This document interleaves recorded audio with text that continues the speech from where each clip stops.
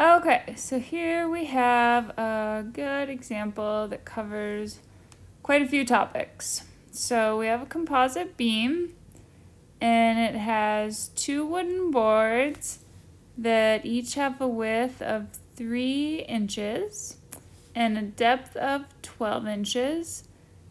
And they are bolted to the sides of a steel plate with a thickness of 0.5 inches, and it also has a depth of 12 inches. So that's nice. All 3 of our parts have the same depth. Okay, and that's shown in the figure. So we have a modulus of elasticity of the wood of 1800 KSI. And for the steel, we have a modulus of elasticity of 30,000 KSI.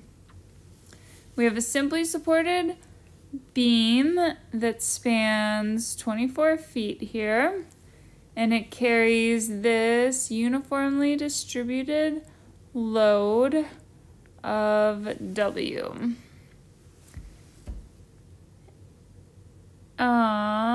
And then, so for part A, we're supposed to find the maximum bending stresses produced in the wooden boards and the steel plate if W equals 400 pounds per feet. So sigma max equals negative my over I. So we need to find M. And then we'll find Y, and then we'll find I. But to find M, we get to do a shear moment diagram. So first thing we have to do is solve for the reactions. And then we can draw our shear moment diagram. So our free body diagram of this beam would have a vertical reaction at A. A is a pin, but there's nothing going on in the x direction, so we'll leave the x support off. Then we have 400. This is 400 pounds per foot. We're going to turn that into a point load that's going to act right in the middle of the distributed load, which is right in the middle of the beam. And that is going to be 400 pounds per foot. It acts over 12 feet. So times 12 feet, and we get that this point load is 4,800 pounds. And then we have a reaction at B. Okay, so if we sum the moments about A, that'll equal 0. And so we'll get, this isn't B, this is actually D. RD.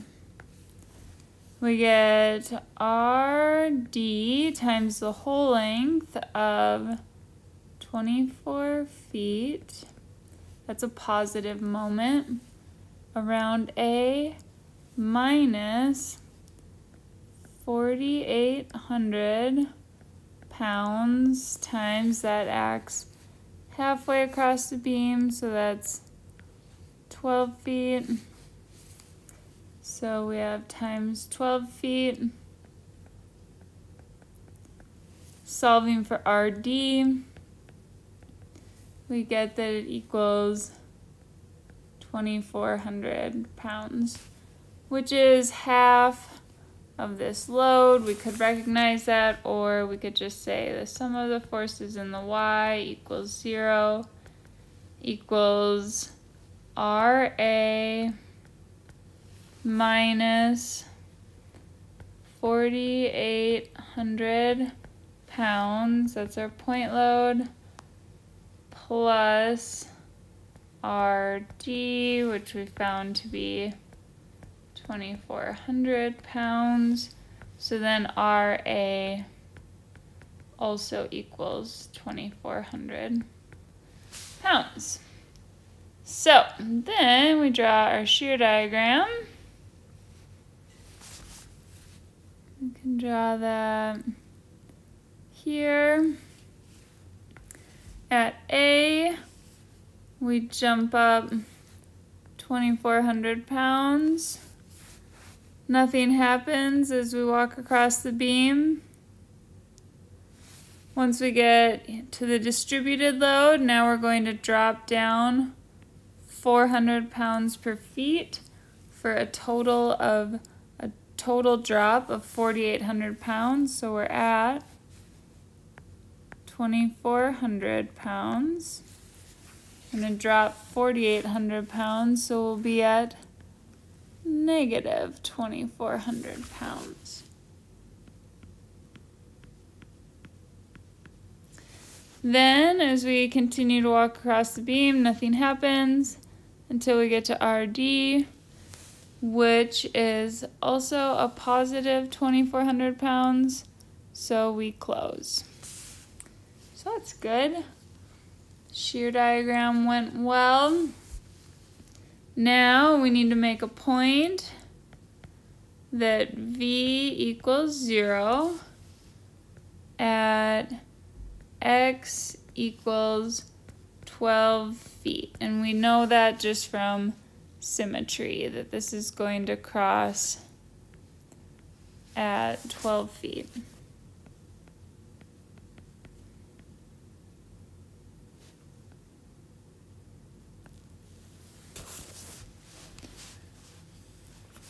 So, and that will be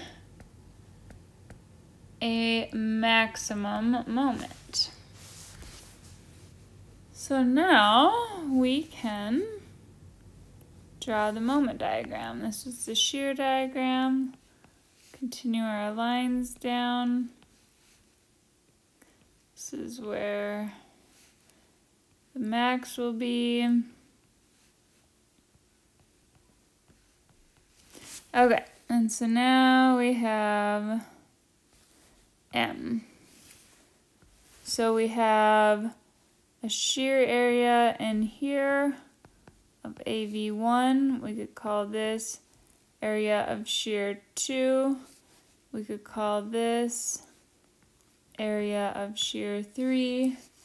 And we could call this area of shear 4. So we can calculate those. And looking at that, we can see that area of shear 1 equals a negative area of shear 4.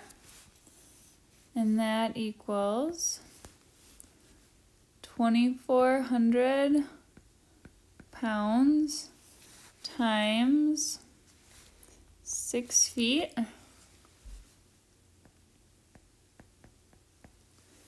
So this area equals 14,400 pound-feet.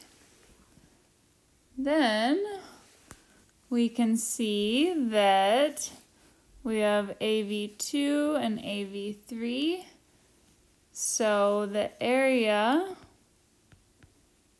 of the second shear area equals the negative of the third shear area, and that equals 1/2 of 2,400 pounds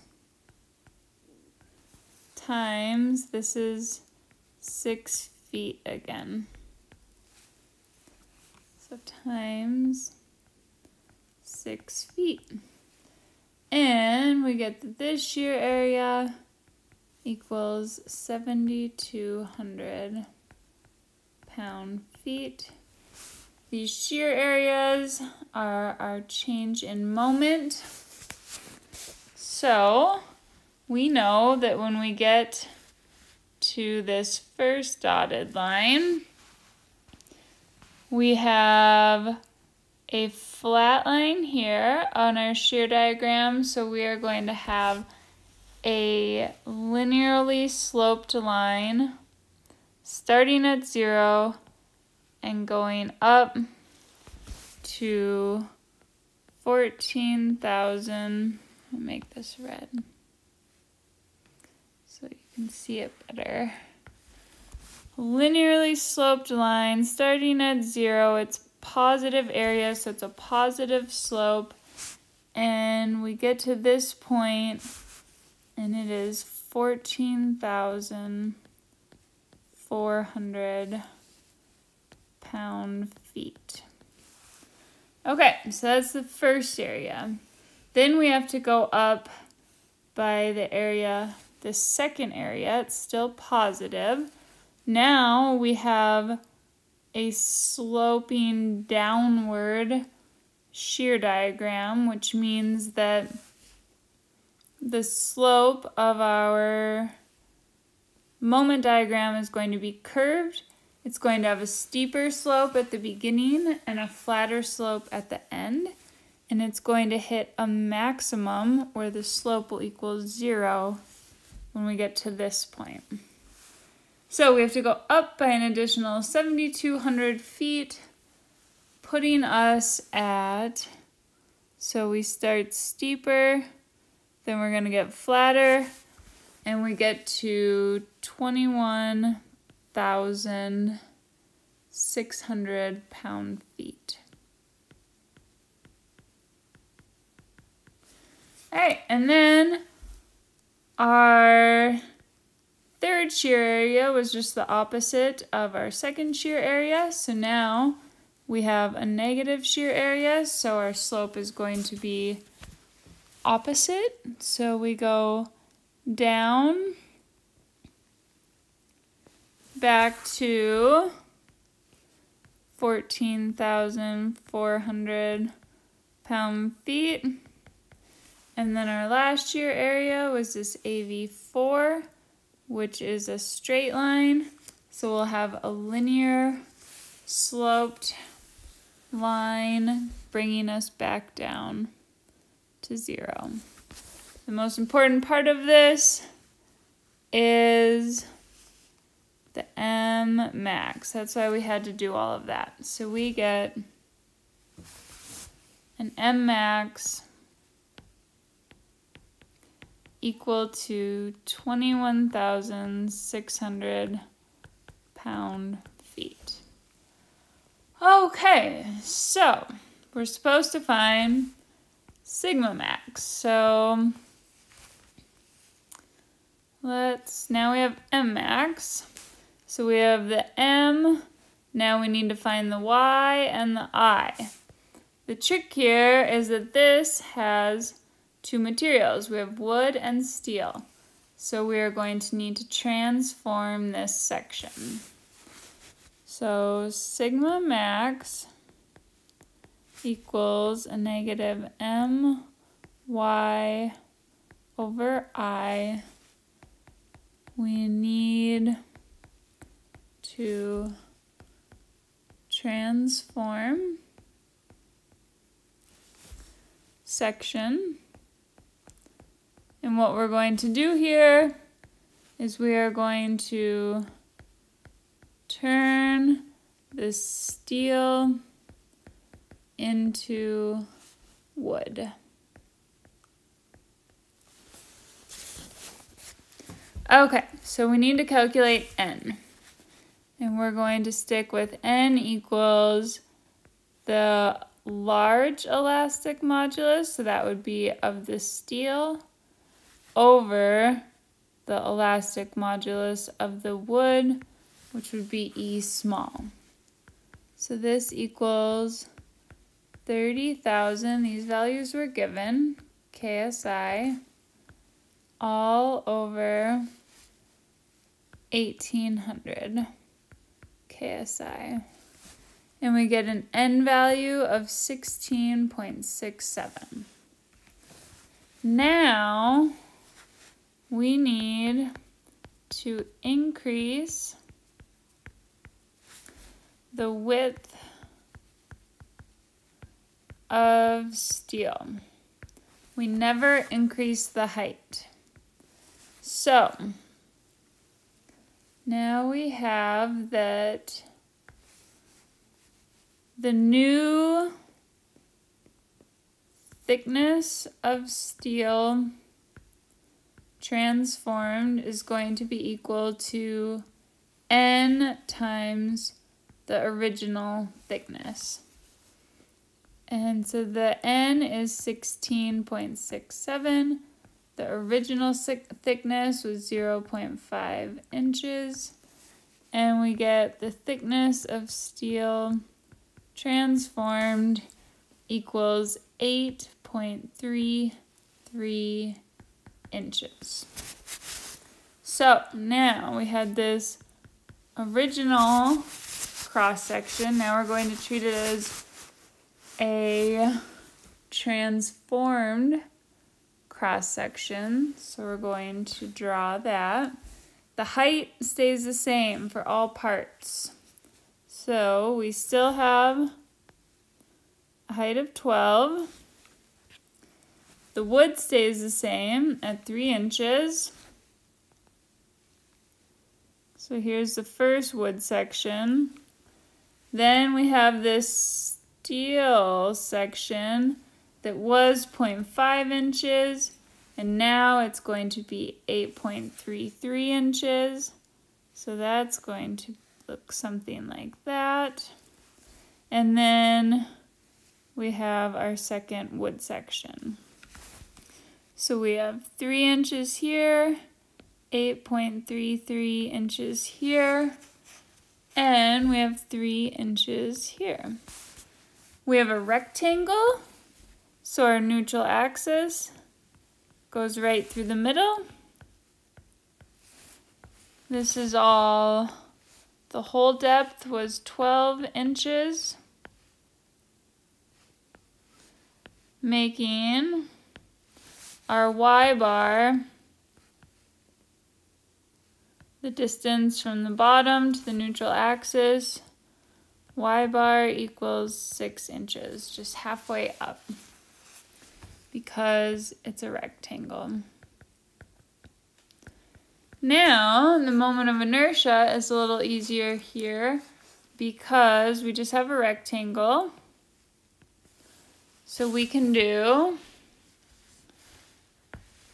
I equals BH cubed over 12. And this equals, our base is now 3 plus 8.33 plus 3 times our height is 12, and we cube that all over 12, and we get I equals 2,064 inches to the 4th.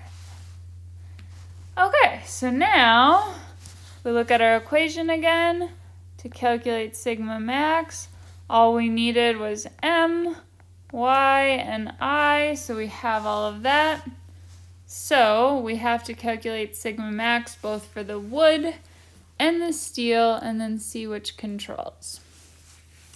So we'll start with the wood. We did not transform the wood, so sigma max of the wood equals negative my over I. Since it's a rectangle, that means that y top equals y bottom. So sigma max will be positive or negative. So sigma max at the top top equals the negative of sigma max at the bottom. Okay, so we can plug in what we know. Sigma max of the wood equals our moment that we calculated was 21,600 pound-feet. We need to change that to inches. Our y is 6 inches.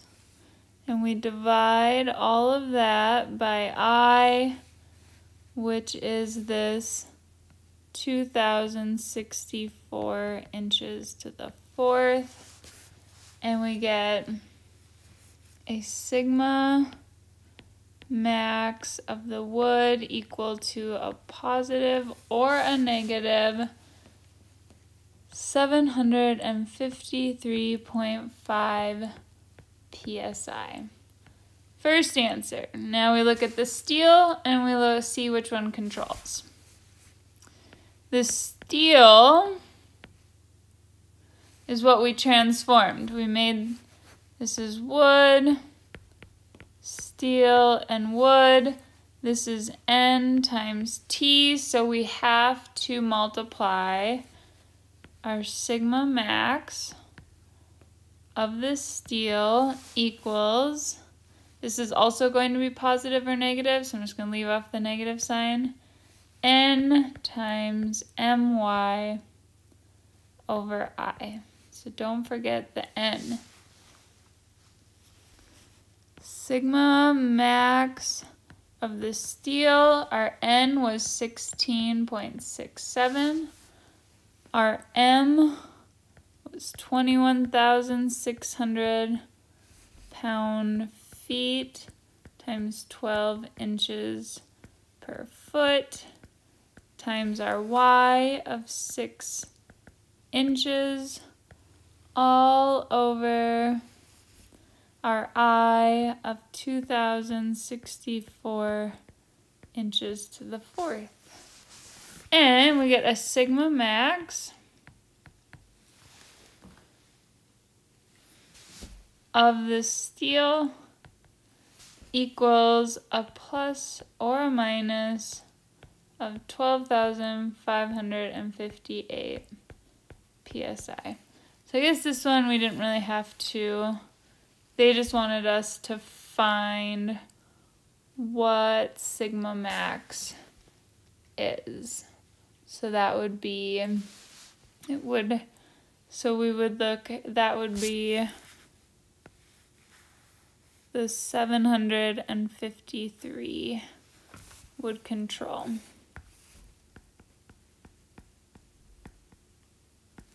Okay, that was part A, no big deal. Now we have to do part B. So assume that the allowable bending stress in the wood and steel are, so we have a sigma allow of wood is 12,000 psi and a sigma allow of steel of 24,000 psi. And we're supposed to find the magnitude of what would W be in this case. Okay, so this is, so we are going to start part B here. We have sigma allow of the wood equals 1200 psi. We have sigma allow of the steel equals 24,000 psi, and we're supposed to find what does that distributed load here, what does that equal using these two limit states. So if we look at sigma max for the wood equals a plus or minus my over I. We don't need an n here. So we plug in 1200 psi equals m times y stays the same at 6 inches, I stays the same at 2064 inches to the fourth, and we get a moment from the wood equal to 412,800 pound inches. So that's the maximum moment that we can have staying within this allowable stress. So now we look at the steel, and sigma max of the steel, we have to multiply this times n again. So we have n times the moment of the steel times y, because we're still using our I of the transform section. So now we can plug in 24,000 psi equals 16.67, that's our n. The moment of the steel times 6 inches all over 2064 inches to the fourth. And we get that the moment of the steel equals 495,360 pound inches. So this is the allowable, this moment. We can't put this moment into this equation and stay under 1200. So this moment controls. We take the lesser.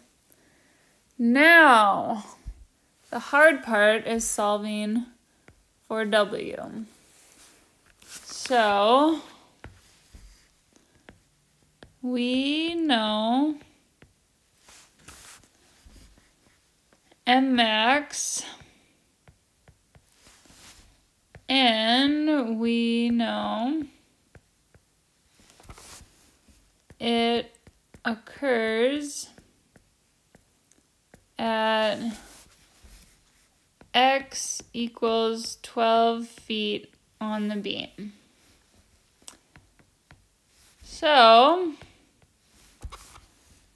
cut at x equals 12 feet and get a moment equation in terms of W, because that's what we're looking for. Okay, so might just do this quick. We're gonna grab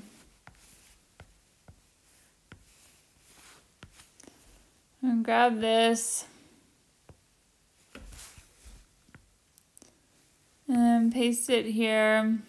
So what I'm doing here is I'm going to cut this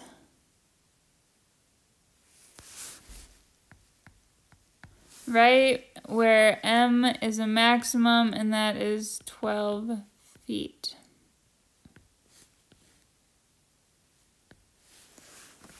So I have to solve for the reactions with W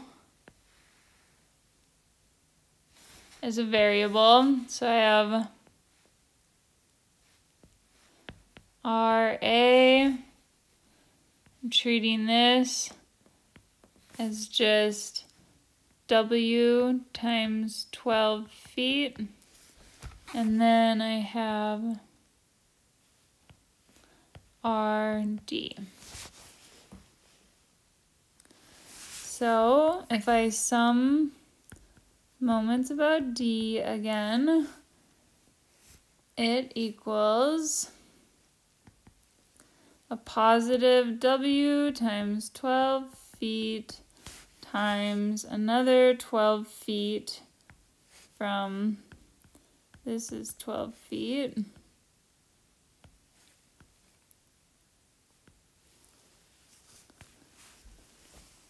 So we have times 12 feet.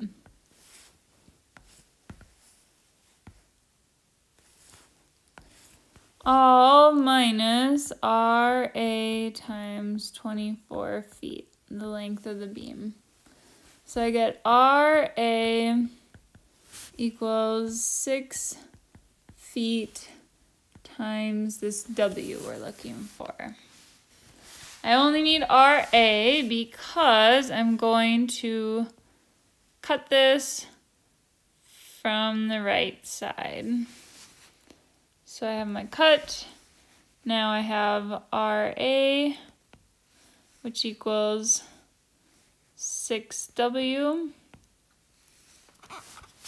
Now this distributed load, instead of acting over 12 feet, I'm at 12 feet. Total is the length of my beam. Now I cut it. So when I cut it, I end up with a negative shear, a positive moment internally. This is acting over 6 feet. So if I draw this as a point load, I have W times 6. And what I'm going to do is sum the moments about the cut. That'll be 0. The V won't be in the equation because it's on the cut, so I'll have this equals a positive M plus this W times 6 feet